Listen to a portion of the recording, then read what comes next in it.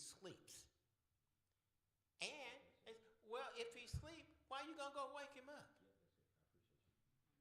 Now, here it is asking all these kind of questions. Where are you going? Like, where's the spiritual side of these guys, you know? Is anybody here going to be spiritual in it? So, like, you know what Jesus did in that story. He called them out from sleep, you know? And when he called them by his name, and Lazarus came out. The good thing about it was when he came out, Lazarus had the grave clothes on. Now, you can't, when you're in Christ and you've accepted him and you died and you rose again, you can't walk around with the grave clothes on. So what did he say to him? Loose him and let him go. You can't walk around. You're not going to be a mummy rocking around here. These grave clothes got to go. Because I don't want nothing resembling death following you. So then, if any man is in Christ Jesus, he's a new creature. Why become new and you still got some old stuff with you? We're a change. So if we're changed, how would it be that I'm changed and I have all the characteristics of that of old? Would it seem like there's a change? It wouldn't seem like there is a change in here. So, but this is the word of the Lord that Jesus had spoke, and he told them that I'm going to come back. I'm coming back. This second time, I'm coming back.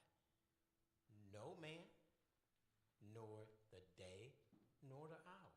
So what is the most important thing that we have to consider here then? Be prepared. Not try to get ready, but you have to already be ready. And not only be ready, you have to stay ready. Because if you don't know the day, the hour, or the time, then it's like, I'm calling you, hey, Cliff, is this you? I'm just a thief. I'm going to be over your house tonight by 12, okay? And I'm going to take everything you got. Got it? Okay. It doesn't work that way. He tried to come when you're at least not expecting him to come in, a thief. He's going to be a pretty bold thief. Is he going to call you and tell you I'm coming in to rob you and ain't nothing you can do about it? Nobody's like, ooh, I'm scared of that guy, you know. So that's what we have. We have to be prepared. He's saying it. We've heard it. We see signs about all of these things coming about. But, Lord, I mean, they've been saying it.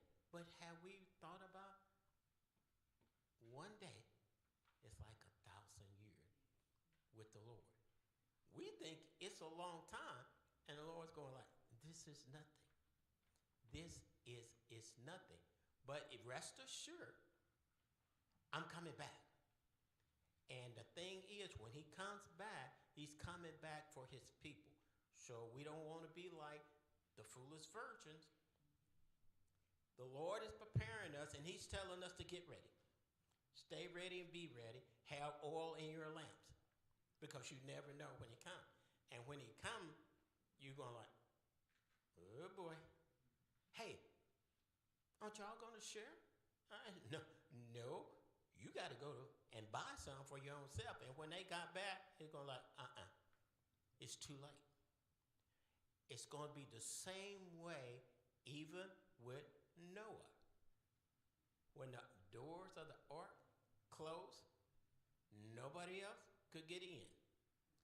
Now the Lord had to search wide and wide just to try to give everybody an opportunity, but only 8.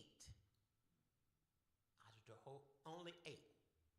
And they looked at him going like, you got to be out of your mind. First of all, we're not nowhere close to water. First of all, you building this big old ship. How you going to get it to the water? Even if you build it, it's here on land. How is it going to happen? He kept telling them, hey, it's going to rain. It's going to rain. It's coming. Jesus is coming. Y'all been saying that for years. He ain't coming yet. And boom. So when he comes, he's coming. How is he going to come? I know we've read this over and over. How is he going to come?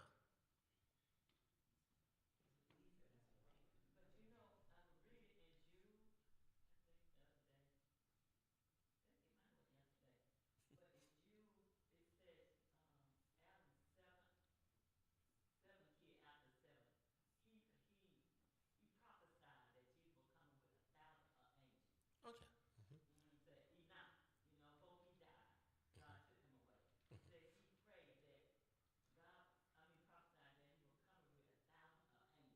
Mm-hmm. Oh yeah. But what we're really looking for, yes, sir.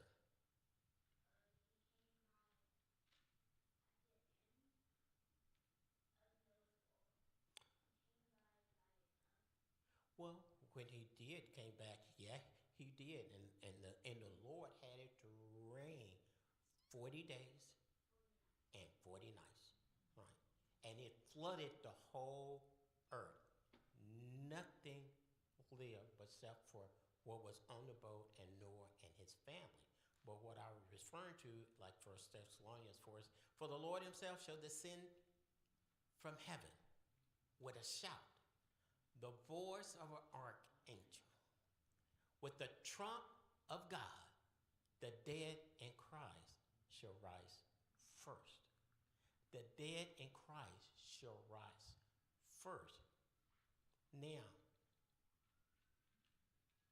we which are alive and remain should be caught up together with them in the cloud to meet the Lord in the air, and so shall we ever be with the Lord. So, this loud trump is going to sound. And when it is, the dead in Christ is going to rise first. Then the rest of us are going to be caught up in the twinkling of an eye. Twinkling of an eye. And it's been stated that a twinkle is right before a blink. A twinkle is right before a blink. That's pretty fast. We can't even think about that part of it. Just that fast. And the good thing about it is that you're going to know it, and nothing can stop it. Nothing can stop this from happening. I don't care where you are, what you're doing, whatever. When it happens, it's going to happen. The only things that are going to stop us from being a part of that is that we're not prepared. We're not ready. We're not in Him. Like He's telling us how you got to live your life, how you got to prepare for this occasion. So it's no secret. He's telling us right now how do we need to prepare our life to get ready for this. He's telling us how to do it. So nobody is going to be able to stand before God. It's going to like, God, come on. If you had told me, I would have done it. But He gives you warning after warning. Somebody saying, hey, why don't you come to church with me? Have you ever thought about, changing your life? Things are just happening the way they is. You're not, if you want to make a difference in your life, because see, the thing is, you can't change your life in Christ on your own. He has to come in. He has to be a part of that change. You're going to like, I'm just going to go ahead in and I'm going to create in me a new heart and a new spirit and a right mind. And I'm going to be ye transformed for the renewing of your mind. I'm going to do it. You can't do it. Even if you wanted to do it, you can't do it. You're not capable of it. It's only one that can make this sacrifice that could do that. And that was Him. He died on the cross for us. And He rose again. And that's why it says in 1 Corinthians 15 that He conquered death, hell, and the grave. Oh, grave, where's your sin? Where's your victory? Yeah, He conquered it. Because if He hadn't conquered it, we would still be lost. but he had the victory over death. So that gives us hope because Jesus is saying what he meant for it to happen here for us. And that's that. We're going to meet him in the air. And when we meet him in the air, we're going to be with him forever. And then at the end there he say, now wherefore we comfort one another with these words. I'm going to, now hey, I done told you all these things. But this, just remember this. This is good news. This, and no need for you to be sad.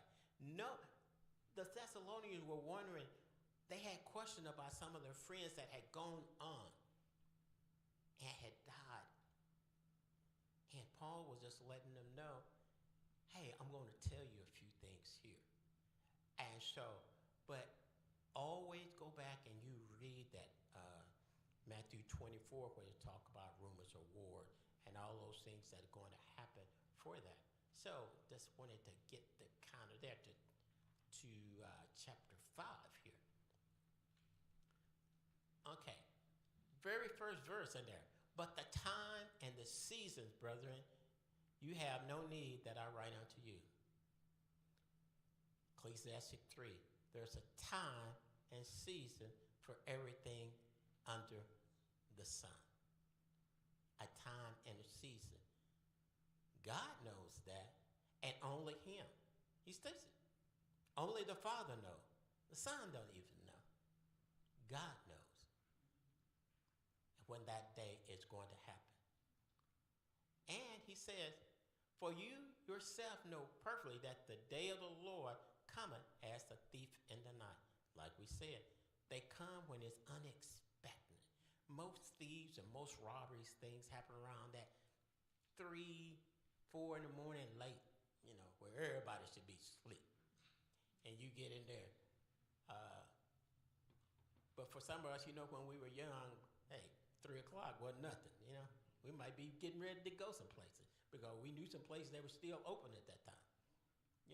Some of y'all know. Come on, some of y'all didn't know. Okay, so verse number 3. For when they should say peace and safety, then sudden destruction come upon them as travail upon a woman with a child, and there's no escape. And as guys, we don't really have that issue. We don't know. And they said, and women will tell you all the time, you just don't know. Y'all have babies, and then hey, come on, y'all here. You just don't know. And so the thing is, when that woman's in travail, and it's time. It's time. It's time, and you can't do it. And my middle daughter, doctor came in and said, you guys got about 8 hours. You can just go home, go to sleep. Now she was just going like, she called me, you better get back out here. I was like, hey, I just left. The doctor said 8 hours. She said, you need to get back out here. I was like, no, come on. The doctor, she said, you better get back out here. I got back out there. Ginger was coming out in the middle of the hallway. But that doctor that told me 8 hours. But when it's time, it was time. And so